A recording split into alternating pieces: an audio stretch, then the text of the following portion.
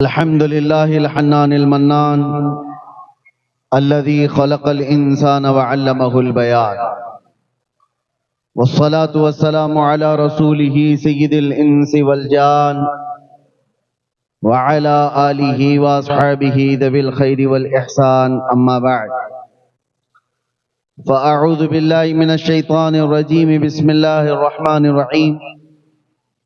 وما أمروا إلا ليعبدوا الله مخلصين له الدين حنفاء ويقيموا الصلاة ويؤتوا الزكاة وذلك دين القيمة.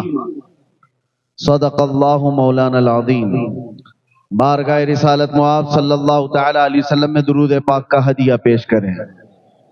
اللہم صلی علی سیدنا محمد معدن الجود والکرم وآلہ واصحابہ الکرام وابنہ الکریم وبارک وسلم صلاۃ دائمۃ سرمدا ابدا. اللہ تعالیٰ کا کروڑا شکر و احسان کہ آج ایک خدا کو ماننے والی اس قوم نے اس رب ذوالجلال کے حضور حاضر ہونے کے لیے، اپنی پیشانیاں جھکانے کے لیے بیت اللہ کی تعمیر کی ہے. آج ہم اس مسجد کی افتتاحی تقریب میں حاضر ہیں. مسجد اللہ کا گھر ہے، جیسے ہر مسلمان کو معلوم ہے. گھر رہنے کے لیے نہیں ہے. کوئی اگر عقل سے پیدل آدمی یہ پوچھنے لگ جائے کہ اگر یہ گھر ہے تو کیا اللہ اس میں رہتا ہے؟ ہر گھر رہنے کے لیے نہیں ہوتا. اللہ تبارک و تعالیٰ سے اس کو نسبت دی گئی ہے کہ گھر رہنے کا نہیں ہے، بلکہ اس کی ملکیت، اس کا مالک صرف اللہ ہے. اسی لیے سب سے پہلے مسجد کے جو ذمہ دار بنتے ہیں، کمیٹی بنے، صدر بنے، اراکین بنے ہیں، ان کو سب سے پہلے یہ سوچ لینا چاہیے میں اس مسجد کا مالک نہیں، خادم ہوں. مالک صرف اللہ ہے. اور اسی وجہ سے کسی مسجد کو ہم ایک جگہ سے دوسری جگہ ٹرانسفر کرنے پر کیوں نہیں مانتے؟ مسجد کے متعلق کتنی شہادتیں ہو گئی ہیں، کیوں نہیں؟ اس کی وجہ یہ ہے کہ میری بات ہو، میری ملکیت ہو تو میں کمپرومائز کروں. جو اللہ کی ہے اس میں کیسے دخل کر سکتا ہوں؟ تو مسجدیں اللہ کی ہیں. اور آج شہر رانی بن نور کی اس سرزمین پر جو یہ لہلاتا ہوا چمن دکھ رہا ہے، اس کی ایک تاریخ بھی میں بتا دوں. فرمایا گیا کہ جب حضرت ابراہیم علیہ السلام نے خانہ کعبہ کی تعمیر کی، اسماعیل علیہ السلام ساتھ میں تھے. پورا کعبہ جب بن گیا تو آپ نے دعا کی تھی، ربنا تقبل منا انک انت السمیع العلیم. اے ہمارے رب، ہماری جانب سے اس کام کو قبول فرما لے، بے شک تو سننے جاننے والا. جب خانہ کعبہ کی تعمیر مکمل ہوئی تو اس کے جو سامان تھوڑے سے بچے، مٹی، گارا، جو بھی جس چیز سے بن رہی تھی، تو ابراہیم علیہ السلام کو حکم ہوا کہ وہ مٹی اٹھا کر کے ہوا میں پھینک دیں. آپ نے وہ بچی ہوئی مٹی، گھر بنانے کے بعد کچھ تو بچتا ہے نا، کعبہ بنانے کے بعد جو بچا تھا، ابراہیم علیہ السلام نے اس کو ہوا میں اس طرح اچھال دیا. مفسرین فرماتے ہیں اس مٹی کے قطرے پوری دنیا میں پھیلائے گئے، اور جس زمین پر قطرہ گرا وہاں قیامت سے پہلے مسجد بنا دی جاتی ہے. قیامت سے پہلے جہاں وہ ذرہ گرا ہے خانہ کعبہ کی بچت کا، مسجد بن کر رہے گی. اب سمجھ میں یہ آیا کہ مسجد یہاں پر بنی ہے تو یہ کسی کے مال لگنے سے یا کسی کے محنت لگنے سے نہیں، یہ تو برسوں پہلے زمین پر لکھا گیا ہے کہ ہاں مسجد بننے والی ہے. خانہ کعبہ کی بچی ہوئی چیز یہاں پر بھی گری ہوگی، اس کا حصہ یہاں پر بھی ہوگا. اسی لیے آپ لوگ اس میں زیادہ ٹینشن لینے کی ضرورت نہیں.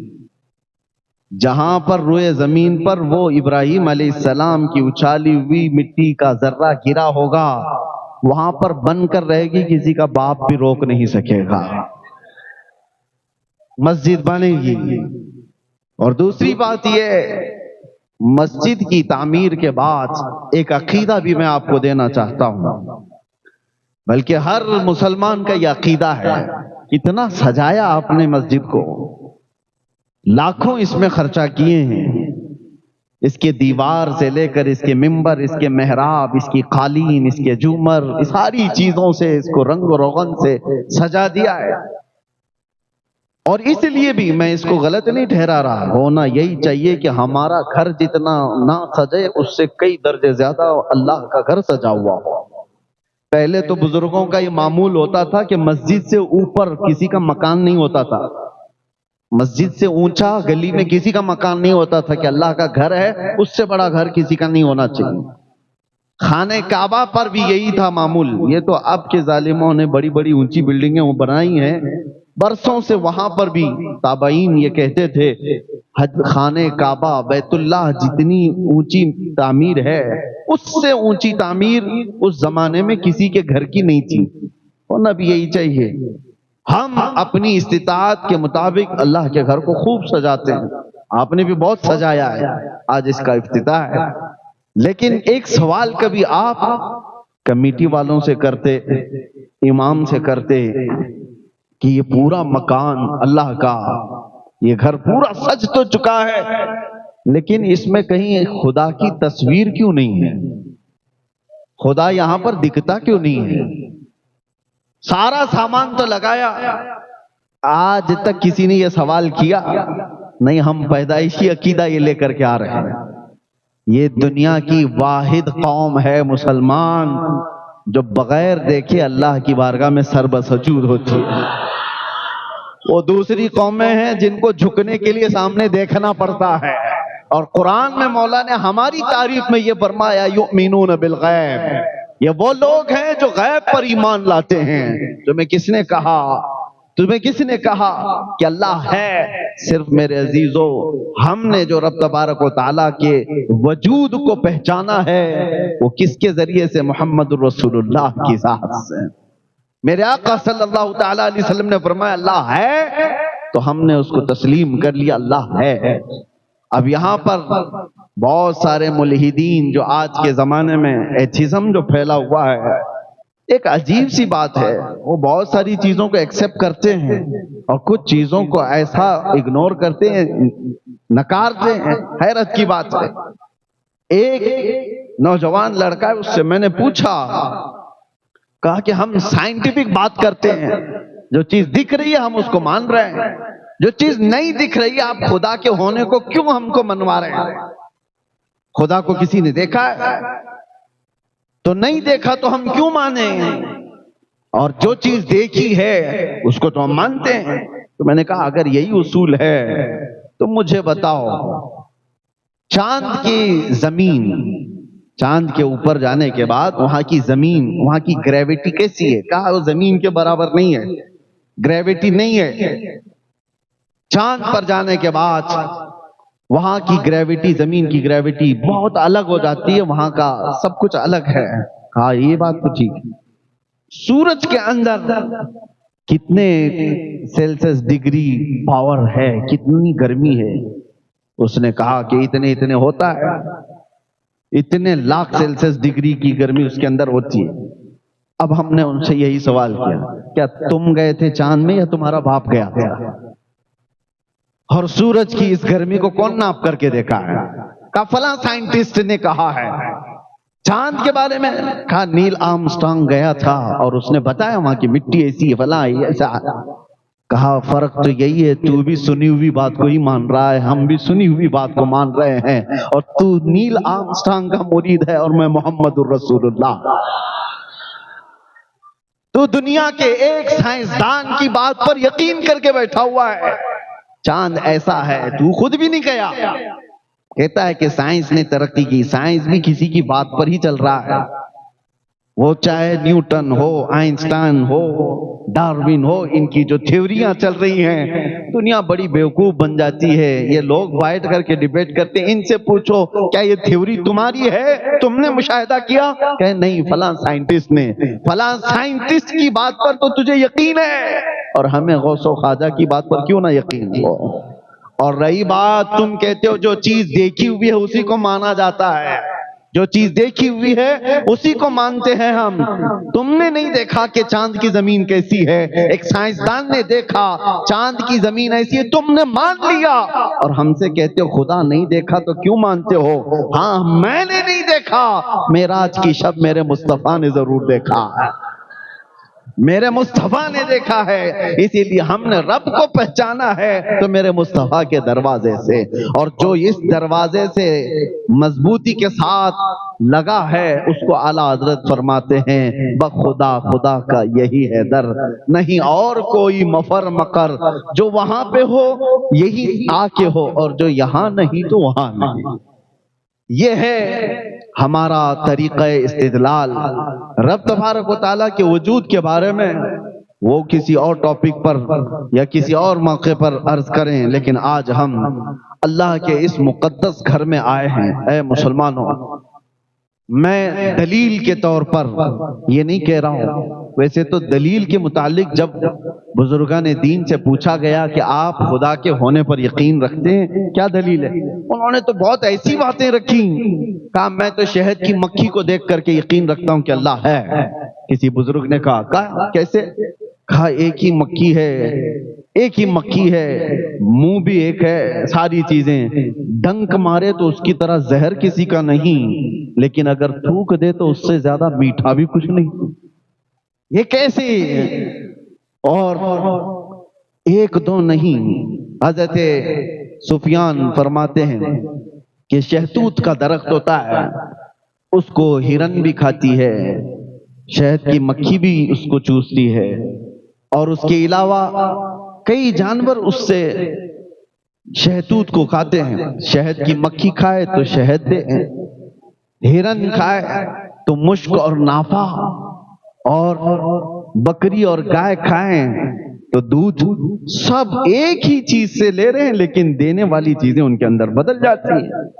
کہا کہ تمہارے اندر، ایک بزرگ ہیں فرماتے ہیں کہ ہماری ذات میں ہی اتنی چیزیں ہیں اللہ کے ہونے پر، اللہ کی نشانیوں کے لیے۔ قرآن خود کہتا ہے وَفِي أَنفُسِكُمْ أَفَلَا تُبْصِرُونَ، تمہاری ذات میں میری نشانیاں ہیں، دیکھتے کیوں نہیں؟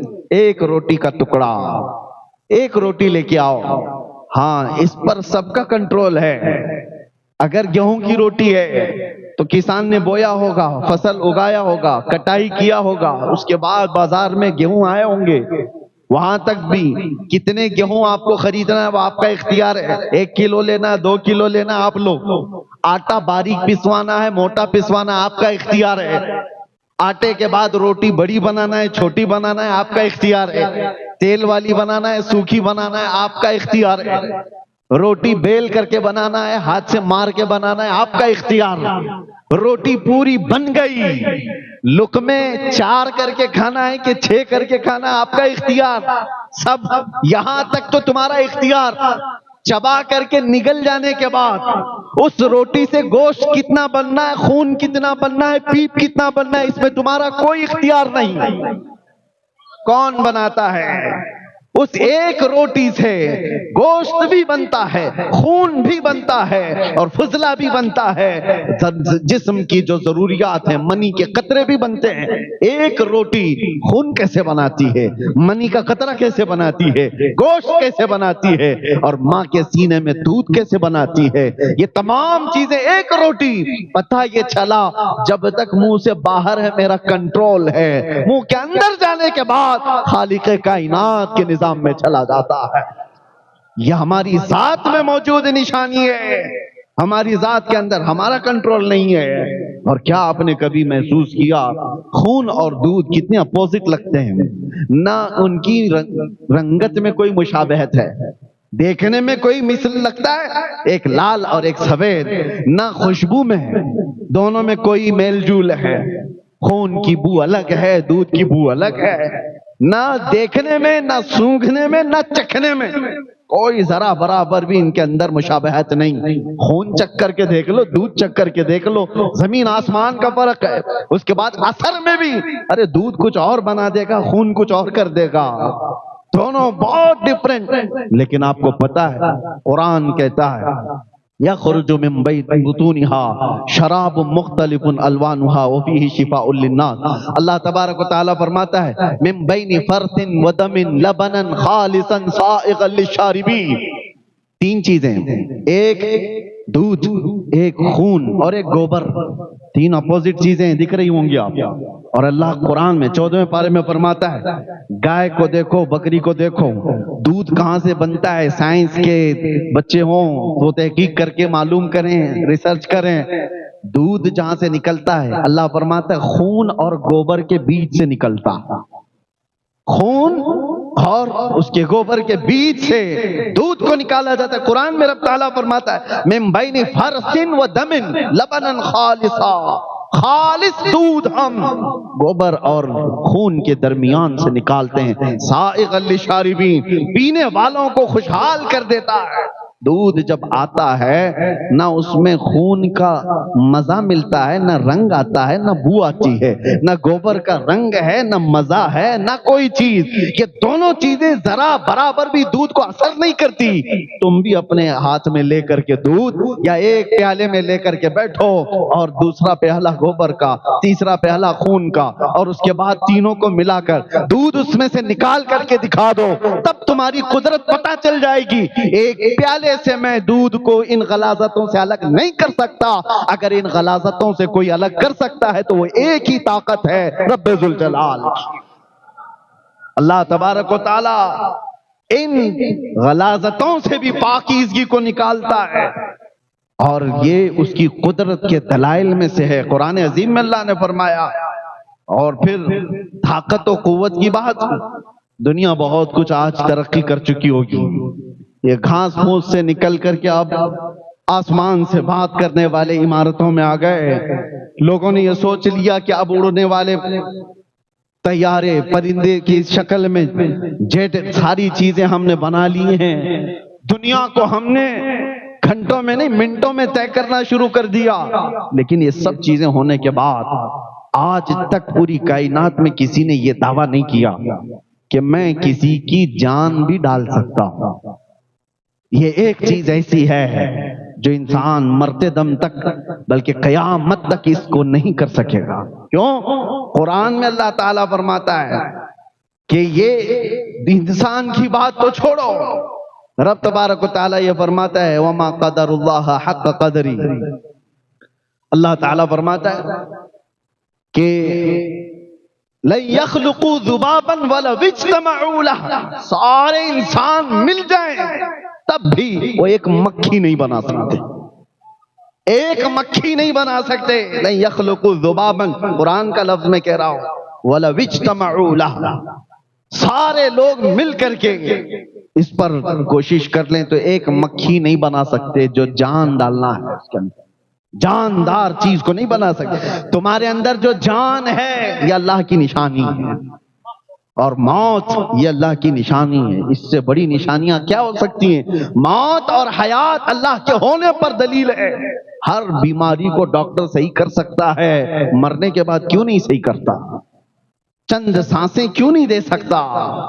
ارے میرے عزیزو، تاریخ میں موجود ہے ایک بہت بڑا امیر زادہ، کوریا کا رہنے والا، جو حکومتوں کو خرید لیا کرتا تھا، ملین نہیں بلین ڈالرز کا مالک، لیکن بیمار ہوا۔ یہ 2012 اور 14 کی بات میں عرض کر رہا ہوں۔ ایک بہت بڑی ٹیلی فون کمپنی کا مالک دنیا میں، جس نے پورا ہنگامہ مچا رکھا تھا، بیمار ایسا ہوا کہ بستر پر گرا۔ جانتے ہو پر ڈے اس کو ڈاکٹر دیکھنے کے لیے جو آتے تھے 1 کروڑ کا خرچہ تھا، 1 کروڑ پر ڈے۔ سارے لوگ مل کر 6 سال تک اس کو بستر سے اٹھانے کی کوشش کرتے رہے، اور 6 سال میں کتنے کروڑ جا چکے ہوں گے؟ کروڑوں۔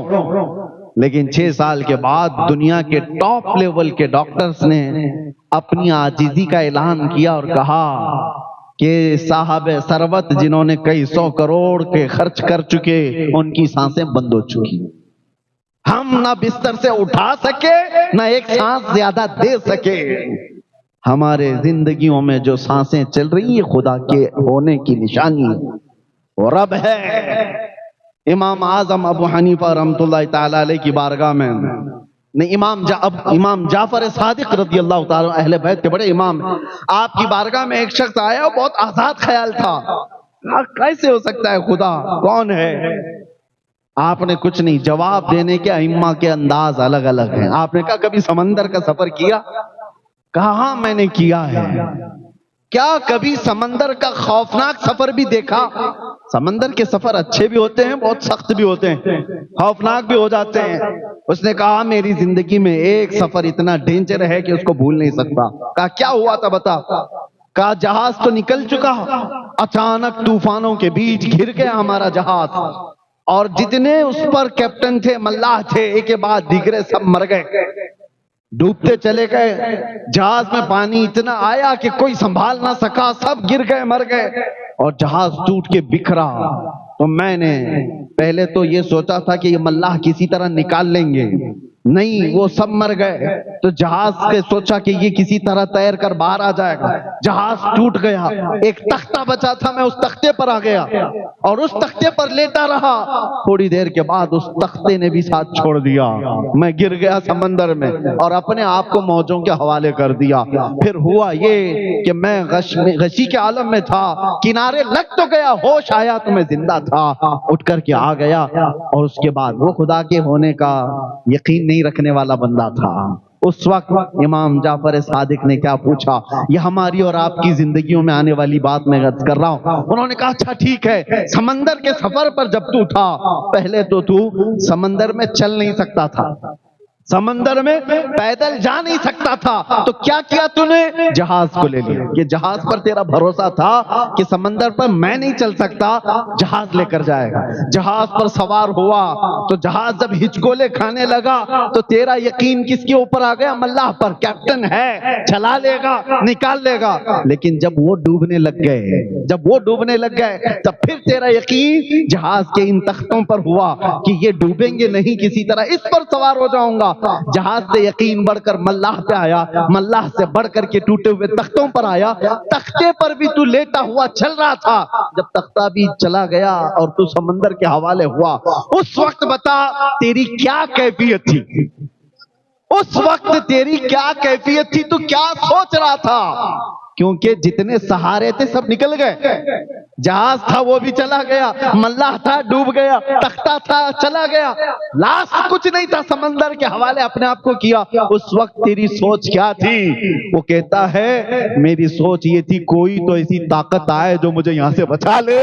امام جعفر صادق کہتے ہیں جو تیری روح نے پکارا اسی کا نام اللہ رب العزت ہے۔ جو تیری ایسی کیفیت میں یاد آ جائے سمجھ لے وہی اللہ کی ذات ہے۔ جہاں سارے سہارے ختم ہو جائیں، سارے امیدیں ٹوٹ جائیں، وہاں پھر جس چیز کی یاد آتی ہے وہ رحمان و رحیم ہے۔ میرے عزیزو، یہ ہم نے زندگیوں میں تجربے کے طور پر بھی دیکھا ہے، جب سارے لوگ چھوٹ جائیں، آخری جو امید ہے اسی امید کو کہتے ہیں، اسی یقین کو کہتے ہیں اللہ کی ذات۔ اللہ کی ذات، یہاں سے بندہ پھر اتنا پاورفل ہوتا ہے۔ ابھی میں آپ کو بتاؤں مسجد میں بیٹھے ہیں، یہ چھت لگی ہے، چھت کس پر کھڑی ہے؟ چھت تو پلر کے اوپر ہے، دیواروں کے اوپر ہے، لیکن ابھی اگر کوئی بتا دے کہ کریک ہو گئی، چھت گر سکتی ہے، تو آپ کیا کریں گے؟ بھاگ کر کے باہر نکل جائیں گے، یہی ہوگا۔ چھت، پلر والی چھت گر رہی ہے تو بھاگ کر کے کہاں جاتے ہیں؟ آسمان کے نیچے جس کا کوئی پلر ہی نہیں ہے، اس کا کوئی پلر ہی نہیں، پورا آسمان کہیں پلر ہے؟ عجیب یقین ہے تمہارا، یہ پلر والی چھت پر یقین نہیں ہے کہ یہ بلڈر کا بنایا ہوا ٹوٹ سکتا ہے، وہ رب العالمین کا ہے، کبھی نہیں ٹوٹے گا۔ اس یقین کا نام ہے خدا وحدہ لا شریک کا ہونا۔ تمہارا یقین بتاتا ہے، تمہارا یقین۔ تم بچنے کے لیے بھاگتے کہاں ہو؟ بھاگتے وہی ہو، یہ بے اختیار ہے، کوئی کہتا نہیں ہے تمہیں، یہ بغیر تمہارے، یہ فطرت میں اللہ نے تمہارے ڈال رکھا ہے، فطرت میں ڈال رکھا ہے۔ میرے عزیزوں بہت سارے ایسے ہیں، ہر بچے کو سکھایا نہیں جاتا آگ گرم ہوتی ہے، برف ٹھنڈا ہوتا ہے، فطرت میں اللہ اس کے ڈالا ہوا ہے۔ کیا سب کو سکھایا آپ نے؟ ہر بچے، کسی بچے کے ساتھ اتفاق ہو گیا، آگ کے قریب آیا تو اس کو بتا دیا ہوگا، لیکن ایسا ہوتا نہیں عام طور پر کہ وہ بھی کلاس لی جاتی ہے، آگ کتنے سیلسیس گرم ہوتی ہے، یہاں انگلی نہیں لگاتے، وہاں نہیں لگاتے۔ ارے یہ سینس ہے جو ہر انسان کے اندر آتا ہے، ہر انسان کے اندر آتا ہے۔ اور یہ بھی آپ بتاؤ، میں آپ سے پوچھتا ہوں، کہیں کوئی کورس کیا ہے آپ نے کہیں پر، کسی اسکول میں، یونیورسٹی میں، کالجز میں، کہ خوشبوئیں دنیا میں کتنی ہیں اور بدبوئیں کتنی ہیں؟ اس پر کسی نے کورس کیا ہے کیا؟ کوئی کورس کیا ہے؟ آپ مجھے بتانا کہیں پر بھی کوئی ریسرچ ہوا ہے؟ اس کو خوشبو کہتے ہیں، اس کو بدبو کہتے ہیں۔ نہیں کیا کورس، آپ نے کبھی نہیں کیا، مجھے پتا ہے۔ لیکن میں کوئی بھی ایک چیز لا کر کے رکھ دوں جس سے مہک آ رہی ہے، اس کا نام کچھ بھی نہیں۔ میں آپ سے پوچھوں، بتاؤ یہ خوشبو ہے یا بدبو ہے؟ تمہاری ناک بتا دے گی یہ بدبو۔ یہ سینس کیسے آیا؟ کیا اس کا نام تمہیں پتا؟ کہیں ریسرچ کیا ہے کہ اس کو بدبو کہتے ہیں؟ نہیں، تمہاری طبیعت اس کو ایکسپٹ نہیں کر رہی ہے۔ یہ میری طبیعت پر بوجھ بن رہی ہے، دماغ پر بوجھ بن رہی ہے، یہ بدبو ہی ہے۔ اسی کی جگہ اگر میں کوئی اچھی والی خوشبو لا کر کے رکھ دوں، نام کچھ نہیں، نام کچھ نہیں، میں آپ سے کہوں بتائیے کیا ہے یہ سونگ کر، وہ کہے گا کچھ تو ہے لیکن خوشبو ہے۔ یہ چیز میں آپ کو یہ بتا رہا ہوں، جو لوگ یہ کہتے ہیں کہ خدا کے ہونے پر کسی کو بتانا ضروری ہے، میرے عزیزو اللہ نے خود زندگی میں ایسی چیز ڈال رکھا ہے۔ تم جب خوشبو اور بدبو کو بغیر کسی استاد کے پہچان لیتے ہو، بغیر کسی استاد کے پہچان لیتے ہو، اللہ تعالیٰ قرآن میں فرماتا ہے وَهَدَيْنَاهُ النَّجْدَيْنِ، ہم نے ہر انسان کو دو چیزیں عطا کی ہیں، خیر والی بھی اور شر والی بھی، تم خود پہچان لیتے ہو۔ اس لیے اپنے عقل کا بھی استعمال کرو، اور جہاں عقل تھک جائے، مالک عقل اور عقل کو صحیح پرکھنے والے، کامل عقل والے انسان کامل محمد الرسول اللہ کا سہارا لے۔ بات یہی ہے۔ اب یہاں پر ایک اور بات بتا دوں، عقل کا استعمال کر کے نشانیوں سے آدمی سمجھ تو سکتا ہے۔ دھواں ہے کہیں پر، دھواں کہیں ہے، آپ بغیر وہاں گئے اتنا تو کہہ سکتے ہیں آگ تو لگی ہوگی۔ آپ نے آگ نہیں دیکھا، لیکن دھواں دیکھ کر آپ کو کیا لگ رہا ہے؟ آگ ہوگی۔ آگ کے بغیر دھواں آیا کیسے؟ یہ اتنا سینس تو ہے آپ کو، آپ گئے نہیں، دور بیٹھے۔ یا عقل کا استعمال ہے، یا عقل کے استعمال سے آپ نے کہا۔ میاں کبھی کبھار ایسا ہوتا ہے، ہر جگہ عقل ساتھ نہیں دیتی، ہر جگہ عقل کامل نہیں ہے، اسی لیے اس عقل کو مرید بنانا پڑتا ہے کامل انسان کا، کہ اتنا بھی آزاد نہ ہو جائے۔ عقل، فلسفی لوگ صرف عقل استعمال کیے، گمراہ ہو گئے، صرف عقل۔ اسی لیے جو لوگ آج ایتھسٹ بنے ہیں وہ صرف لاجک بات کرنا چاہتے ہیں، وہ صرف محسوسات کو بات کرنا چاہتے ہیں، جو چھونے پر معلوم پڑے، جو چکھنے پر معلوم پڑے، جو دیکھنے پر معلوم پڑے، جو سونگنے پر معلوم پڑے، وہی چیز کا ایگزسٹ ہے، وہی ہے۔ باقی جو چیز نہیں ہے وہ خیالی ہے، کالپنک ہے۔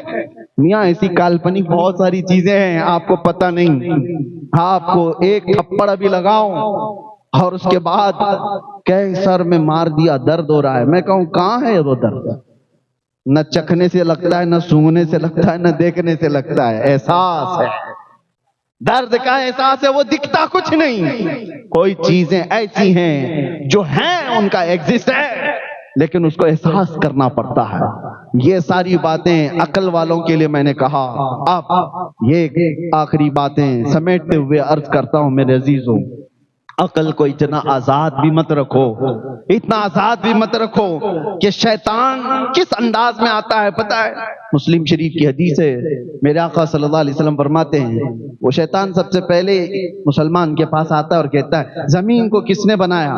تم یقین کے ساتھ جواب دیتے ہو اللہ نے بنایا۔ آسمان کو کس نے بنایا؟ شیطان سوال ڈالتا ہے، تم جواب دیتے ہو اپنے اندر سے ہی اللہ نے بنایا۔ درختوں کو، سمندروں کو، پیڑ پودوں کو، جانوروں کو، جنات کو، ملائکہ کو کس نے پیدا کیا؟ وہ سوالات ڈالتا رہتا ہے اور تم جواب دیتے رہتے ہو اللہ نے بنایا، اللہ نے بنایا۔ اخیر میں جا کر کے شیطان تمہارے دماغ میں یہ سوال ڈالتا ہے پھر اللہ کو کس نے بنایا؟ تو اللہ کو کس نے بنایا؟ یہاں تک تمہیں لے آتا ہے، اور یہی ہے جو عقل دھوکہ کھانے لگ جاتی ہے۔ عقل کو وہاں سہارے کی ضرورت ہے۔ یہاں تک تو تم نے حاصل کیا، چیزوں کو آپ ترتیب دے کر کے معلوم کر سکتے ہیں۔ ابھی کسی سے آپ بھی ڈیبیٹ کر کے بول سکتے ہیں زمین ایسی نہیں آئی، آسمان ایسی نہیں آیا، اس کو کوئی چلا رہا ہے یا کسی نے بنایا، لیکن جب بات چلتے چلتے خالق کائنات پر آتی ہے عقل وہاں پر کمزور محسوس کرتی ہے اپنے آپ کو۔ ایسی جگہوں پر میرے عزیزوں کامل عقل کے لیے کسی سچے انسان کی ضرورت ہوتی ہے۔ اسی طرح امام فخر الدین رازی ایک بہت بڑے بزرگ ہیں، فلسفی ہیں، منطقی ہیں، اور دلائل سے لوگوں کو عاجز کر دیتے تھے، پوری دنیا میں ان کے چرچے تھے۔ لیکن موت کا وقت جب قریب آیا تو شیطان ان کے پاس آیا، کہا رازی تم بڑے فلسفی ہو، منطقی ہو، سائنسدان ہو، بتاؤ اللہ کے ہونے پر تمہاری کیا دلیل ہے؟ اللہ کے ایک ہونے پر کیا دلیل ہے؟ امام رازی نے دلیل دے دی۔ موت کا وقت قریب ہے، سرانے کے پاس کوئی بزرگ کی شکل میں آیا ہوا شیطان، آپ نے دلیل دی، اس نے دلیل کو کاٹ دیا، دوسری دلیل دی اس نے کاٹ دیا، تیسری دلیل دی کاٹ دیا۔ اور شیطان بھی بڑا علم والا ہے، 360 دلیلیں انہوں نے اللہ کے وجود پر دی، ہم کہاں سے دے پائیں گے؟ 360 دلیلیں دی اللہ کے ایک ہونے پر اور اللہ کے وجود پر۔ جب اخیر میں عاجز آ گئے، ایمان ڈگمگانے جیسا لگا، آدمی پھر سوچنے لگتا ہے پھر ہے یا نہیں؟ میں جو کہہ رہا ہوں ہر چیز کا یہ سامنے والا توڑ نکال رہا ہے، تو پھر میں اپنی بات میں پکا ہوں یا نہیں؟ شک پیدا کر دیتا ہے شیطان۔ اس وقت جانتے ہو کیا چیز ساتھ آئی؟ فخر الدین رازی بیعت کیے ہوئے تھے نجم الدین کبریٰ، سلسلہ چشتیہ کے بڑے بزرگ ہیں، اور صاحب دل بزرگ، صاحب کشف اور پیر و مرشد زندہ تھے۔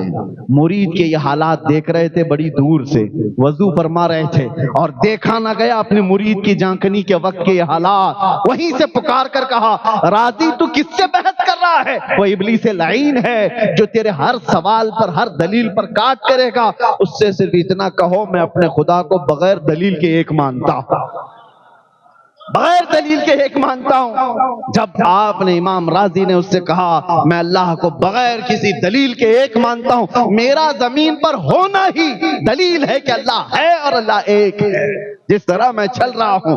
اس جواب کے بعد ابلیس لعین یہ کہتا ہوا گیا اے رازی اگر آج وہ نجم الدین کبریٰ نہ ہوتا تو میں تیرا ایمان لے جا چکا ہوتا، اس مقام پر میں نے ہزاروں کے لے لیے، اگر تیری یہ نسبت نہ ہوتی تو میں لے لیتا۔ پتہ یہ چلتا ہے کہ عقل ایک جگہ آ کر کے عاجز ہو جاتی ہے، اس کے بعد پھر ہمیں سہارے کی ضرورت ہوتی ہے، اور اسی لیے ہم اپنے زمانے کے مشائخ کے ہاتھ پر ہاتھ دے کر بیعت اس لیے کرتے ہیں کہ ہمارے پیر ہمارے شیخ جو ہیں، لیکن یہ تو سلسلہ لگا ہوا ہے مصطفیٰ کی ذات۔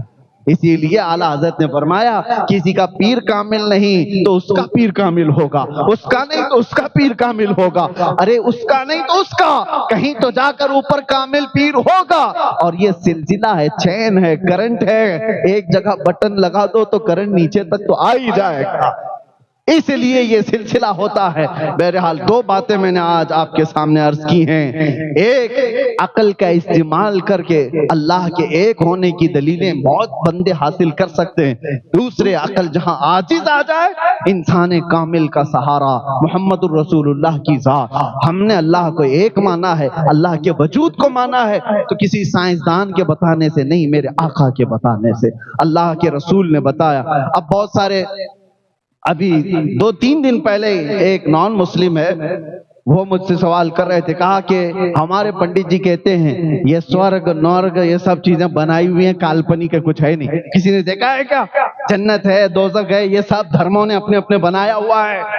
تو ہم نے کہا کہ وہ ظاہر سی بات ہے ان کے لیے کالپنک ہے، ان کے لیے کالپنک ہے کیونکہ وہ دیکھے نہیں ہیں، لیکن بہت ساری چیزیں ان سے میں پوچھتا ہوں، ان سے پوچھو نیوزی لینڈ کا ویدر کیسا ہے؟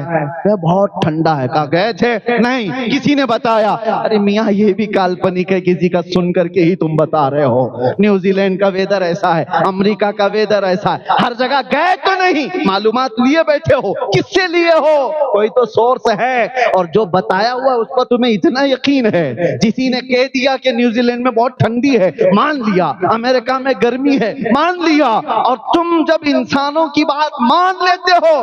ہم نے دیکھا، میرے آقا نے فرمایا اللہ رب العزت رحمان ہے، ہم نے مانا۔ اللہ کے رسول نے کہا وہ رحیم ہے، ہم نے مانا۔ اللہ کے نبی نے کہا وہ مالک الملک ذو الجلال والاکرام ہے، ہم نے مانا۔ فرق صرف اتنا ہے کہ تم چلتے پھرتے آوارہ لوگوں کی مانتے ہو، ہم کائنات کے مالک و مختار کی مانتے ہیں۔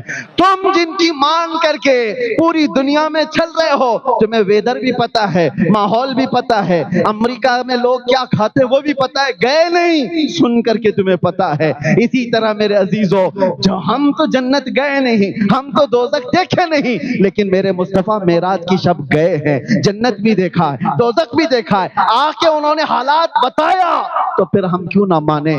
اس لیے مانتے ہیں کہ بمصطفیٰ برساں خیش کے دی ہماؤس۔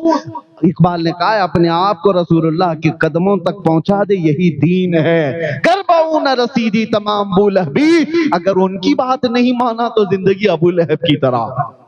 بات سمجھ میں آ گئی؟ ہم حضور پاک صلی اللہ تعالیٰ علیہ وسلم کی ذات پر یقین کرتے ہوئے ہم یہ ساری چیزیں لے کر چل رہے ہیں۔ باتیں بہت ساری ہیں، دلائل بہت ساری ہیں، لیکن اتنی بات میں آپ سے کہوں گا، پراؤڈ فیل کرو، فخر محسوس کرو کہ اللہ نے تمہیں اسلام میں پیدا کیا۔ پراؤڈ فیل کرو، سر جھکا کر جینے کا نہیں، سر اٹھا کر جینے کا موقع ہے۔ میرے عزیزو، کیا چیز کی کمی ہے تمہارے دین میں؟ اللہ نے تمہارے ان پیشانیوں کو ایرے غیرے نتھو کھیرے کے سامنے جھکنے سے بچا رکھا ہے۔ ہر کسی طاقت کو دیکھ کر تم نہیں جھکتے۔ ارے تم تھوڑی نہ ہو، چوہے پہ بھی جھک گئے، بلی پہ بھی جھک گئے، سانپ پہ بھی جھک گئے، ہاں جس کو طاقت میں دیکھا جھک گئے۔ نہیں، ہم طاقت کو دیکھ کر نہیں جھکتے، ہم صبح سے لے کر رات تک ایک ہی بات کہتے ہیں، اللہ اکبر، اللہ سب سے بڑا ہے، اللہ سب سے بڑا ہے۔ کیوں؟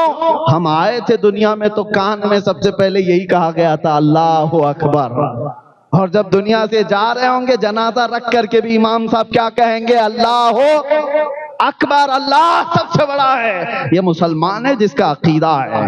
ہر کسی کے سامنے اللہ نے تمہاری پیشانی کو جھکنے نہیں دیا۔ یہ کتنی عزت والی بات ہے۔ اللہ نے تمہیں محترم رکھا ہے، مقدس رکھا ہے، اور پاک اتنا رکھا کہ حلال و حرام کی تمیز دنیا میں دوسرے جگہوں پر کہیں نہیں ہے۔ آپ کیا ہیں؟ آپ کیا؟ جو بھی انسان کی فطرت کو میل نہیں کھاتی وہ تمہارے لیے جائز نہیں رکھا گیا۔ تمہیں ایسا نہیں رکھا گیا کہ تم پیشاب بھی پی لو، پخانا بھی کھا لو، شراب بھی، ہر غلاظت نہیں، تم انسان ہو۔ اور جو دنیا کیا سمجھتی ہے، شراب کیوں نہیں پی سکتے؟ وہ باقی ساری، جو شراب پینے والا ماں اور بیوی میں فرق نہیں کر سکتا، بیٹی اور بہن میں فرق نہیں کر سکتا، اس کی عقل معوف ہو جاتی ہے۔ اور اسی لیے اسلام نے ہر ایسی چیز سے بچا رکھا ہے جو انسانیت کے اقدار سے گرا دیتی ہو، انسان کو انسانیت کے اخلاق سے گرا دیتی ہو۔ میرے عزیزو، ایک ابھی واقعہ میرے پاس آیا ہوا ہے، ابھی ممبئی کی سرزمین پر ایک باپ نے اپنی بیٹی سے کئی مرتبہ زنا کیا۔ کیسے ہو سکتا ہے؟ اس کو گرفتار کیا گیا، ابھی بہت روتا ہے، مارا پولیس نے، بہت کچھ کیا، بہت لمبے کیسوں میں گیا، لیکن کنٹینیو روتا ہے۔ کہا کیسے؟ کہا نہیں، میں اپنی بیٹی سے بہت پیار کرتا ہوں، محبت کرتا ہوں، مجھ سے کیسے ہو گیا پتہ نہیں، میں نہیں کرنا چاہتا تھا، ہوا۔ ارے ایک بار نہیں، دو بار نہیں، کئی بار، اور جب حد سے تجاوز کر گیا تو یہ معاملہ سامنے آیا۔ باپ اپنی بیٹی سے، بعد میں ریزن، وجہ معلوم کی گئی، جب بھی یہ معاملہ وہ کرتا تھا تو نشہ میں دھت ہو کر کرتا۔ یہی چیز ہے، رب نے تمہیں محفوظ رکھا ہے۔ تم اپنے پیٹ سے، اپنے پشت سے پیدا ہونے والی بیٹی کی عزت کو تار تار کر سکتے ہو تو پھر دنیا کہاں محفوظ رہے گی؟ شراب کو اللہ تعالیٰ نے کتنا تم سے دور رکھا، اور تاش کے پتے، آج بہت سارے لوگ یہ سمجھتے ہیں یہ گیمبلنگ تو ایک ہمارے لیے فیشن کی بات ہے، تم کیا سمجھتے ہو؟ جوا، سٹا، یہ ساری چیزوں میں جو لوگ بھی ملوث ہیں کان کھول کر کے سنو، میرے آقا صلی اللہ علیہ وسلم نے فرمایا کہ جو جوا وغیرہ کھیلتا ہے اگر وہ مسجد میں آ کر وضو بھی کرتا ہے تو گویا کہ خنزیر کے خون سے وہ وضو کر رہا، وہ اتنی غلاظت میں پڑا ہوا ہے کہ وضو بھی کرنے آتا ہے تو اپنے ہاتھ پیر کو خنزیر کے خون سے رنگ رہا ہے۔ یہ ساری یہ بیڈنگ ہو جو کچھ بھی، یہ سب اسلام نے تمہارے لیے نہیں رکھا، پاکیزہ دین ہے، پراؤڈ فیل کرو، فخر محسوس کرو۔ ارے گٹر نالی والے نہیں ہو، کچرے والی کوئی عید نہیں ہے تمہاری۔ جب بھی عید بھی آئے تو دیکھو تمہارے جسموں سے خوشبو مہکنے لگتی ہے، اوپر سے نیچے غسل سے ملبوس، اچھے کپڑوں میں ملبوس، عمدہ عطر میں، یہ سارے لوگ ایسا لگتا ہے، بہت سارے دوسرے لوگ بھی کہتے ہیں فرشتوں کی جماعت اتری ہوئی لگتی ہے۔ خوشیوں میں بھی اللہ تعالیٰ نے تمہیں پاکیزہ رکھا۔ دنیا خوشیاں منائے ابھی 31 نائٹ، جانتے ہو آپ صرف انڈیا کے 5 اسٹیٹ کی بات 5 شہروں کی بات، ممبئی، کلکتہ، بنگلور، دلی اور اس طرح کے 5 بڑے میٹروپولیٹن جو سٹیز ہیں، ان میں ایک رات میں 1700 کروڑ کی شراب پی گئی۔ ایک رات کی بات کر رہا ہوں۔ یہ عید منانے کا طریقہ ہے دنیا کا۔ میری کرسمس کہہ کر کے کتنی میریوں کی عزت لوٹ لی جاتی ہے، کتنوں کے ساتھ عام ہو جاتی ہے باتیں۔ تمہیں اللہ نے ہر چیز سے پاک رکھا ہے، کچرے سے بھی پاک رکھا ہے، ہر جگہ جھکنے سے بچا رکھا ہے، زبان پر تمہارے کیا جائے کیا نہ جائے وہ بھی پاک رکھا ہے۔ اور آپ بتاؤ، مرسیڈیز کار لیو ہو، مرسیڈیز کار، اور اس میں مٹی کا تیل، چمنی تیل ڈال کے چلاؤ گے، چلے گی؟ ارے اس کی عزت کی تار تار کر دیا تم نے، کب تک چلے گی؟ گھاسلٹ ڈال کر چلا رہے ہو۔ جو عمدہ گاڑی تھی اس کو اس کے شایان شان کمپنی والے نے جو کہا تھا وہی پیٹرول ڈالتے، گاڑی بہت لمبی لانگ لائف چلتی۔ تم نے دوسری چیزوں کو رکھا تو گویا کہ اپنے اس گاڑی کو برباد کیا ہے۔ اسی طرح بلا تشبیہ بلا تمثیل، تمہیں کیا کھانا ہے کیا نہیں کھانا ہے وہی بتائے گا جس نے تمہیں پیدا کیا۔ وہ بہتر جانتا ہے کہ ہمارے لیے کون سی چیز ہے، حلال چیزیں، پاکیزہ چیزیں اس نے ہمارے لیے رکھ دیا، حرام کو ہم سے دور رکھا۔ کیوں؟ تمہارے اخلاق اعلیٰ ہوں، تمہاری آنکھیں پاک ہوں، تمہاری زبان طہارت کے ساتھ ہو، جب تم بولو تو لوگوں میں اثر ہونے لگ جائے، جب تم دیکھو تو لوگ تمہاری طرف مائل ہو جائیں۔ یہ کب ہوگا؟ جب رب تبارک و تعالیٰ کی منشا کے مطابق تم اپنی زندگی بناؤ۔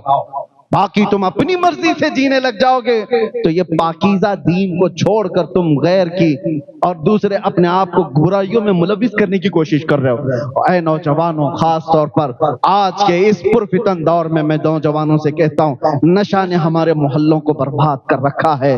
کتنے شہر ایسے جہاں میں جاؤں تو سب سے پہلے ہم سے کہتے ہیں کہ حضرت ہمارے علاقے کے بہت سارے نوجوان بچے نشہ میں ملوث ہو گئے ہیں، بیچتے یہ ہیں، ڈیلر یہ ہیں، کھاتے یہ ہیں، کراتے یہ ہیں، سب کچھ ان کے ذریعے سے ہو رہا ہے۔ مجھے درد ہوتا ہے، اس لیے میں کہہ رہا ہوں کوئی اور ہوتا تو مجھے اس سے کوئی غرض نہیں، کون کہاں سو رہا ہے، کون کہاں پڑھ رہا ہے، لیکن تمہارا نام تو محمد الرسول اللہ کی ذات سے جڑا ہوا ہے، میرے آقا کے نام سے تمہارا نام ہے۔ دنیا جب انگلی اٹھاتی ہے تو میرے نبی کے اخلاق پر اٹھا سکتی ہے، حضور کی غلامی پر انگلی اٹھا سکتی ہے۔ اس لیے اے نوجوانوں، اپنے آپ کو برباد نہ کرو۔ تمہارے پیچھے تمہاری مائیں روتی رہ جاتی ہیں، تمہارے پیچھے تمہاری بہنوں کی عزت اور کتنے لوگوں کی انتظار کی گھڑیاں ختم ہونے لگ جاتی ہیں۔ ایک جنازہ میں نے ایسا بھی پڑھایا جس کا باپ 5 سال کی بچی 5-6 سال کی بچی اس کو چھوڑ کر باپ چلا گیا۔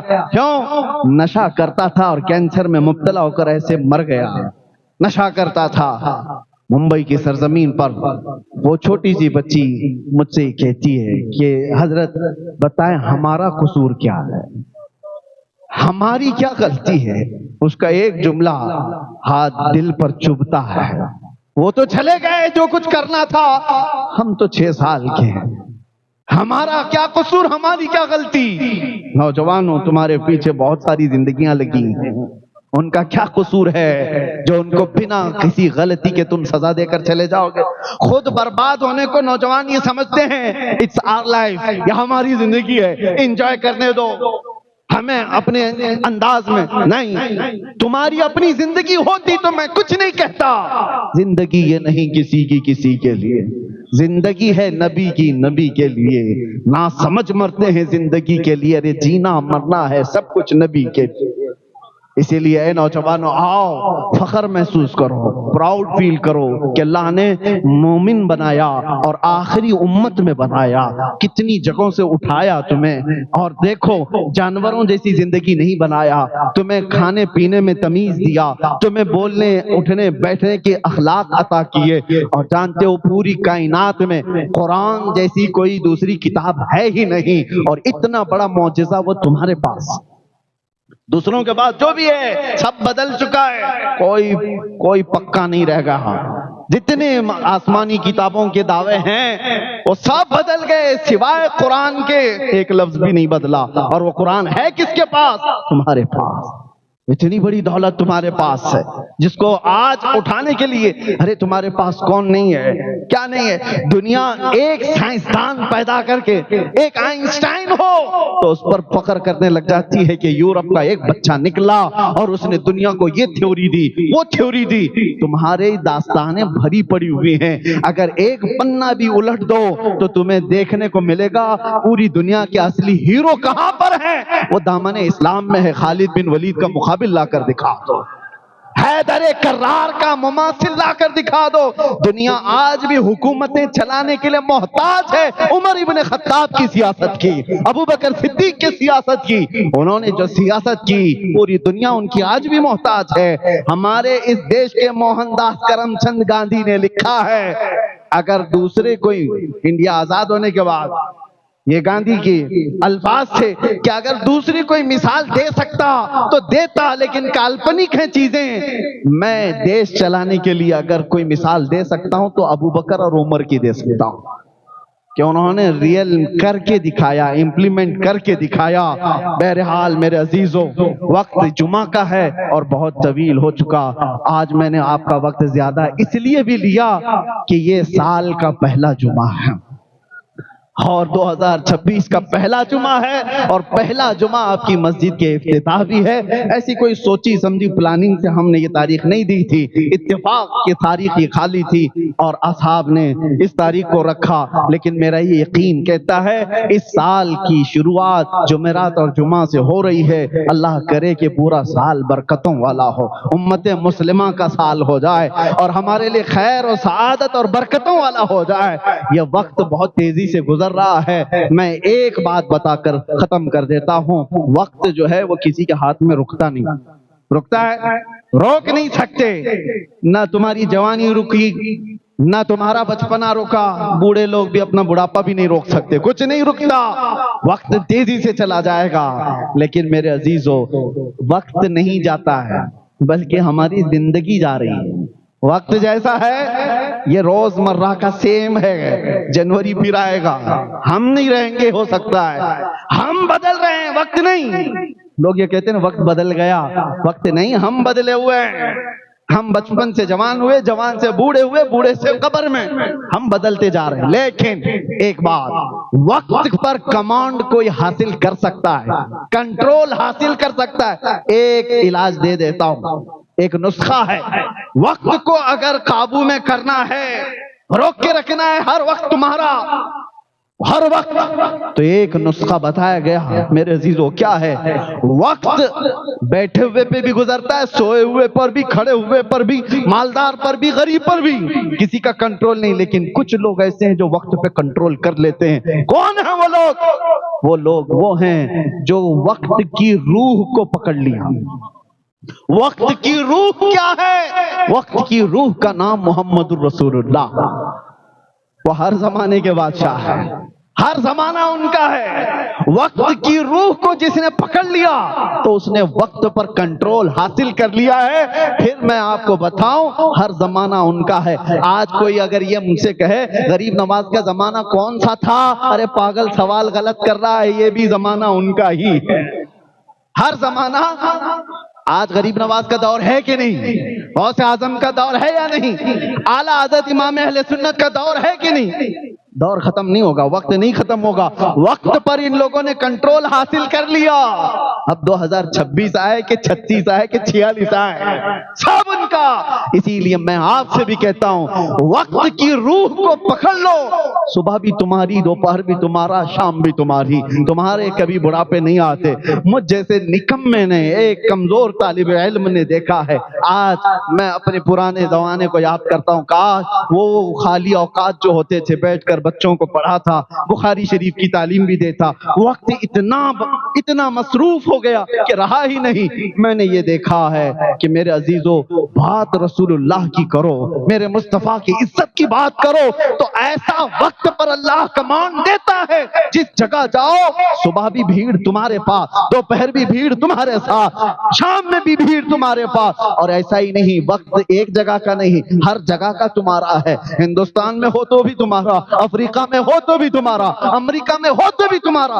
کیوں؟ روح وقت کی بات کرو، ہر وقت تمہارا ہے. ان کی بات کرو، ہر دل پہ راج کرو. لبیک یا رسول اللہ، لبیک یا رسول اللہ، لبیک یا رسول اللہ. وآخر دعوانا ان الحمد للہ رب العالمین.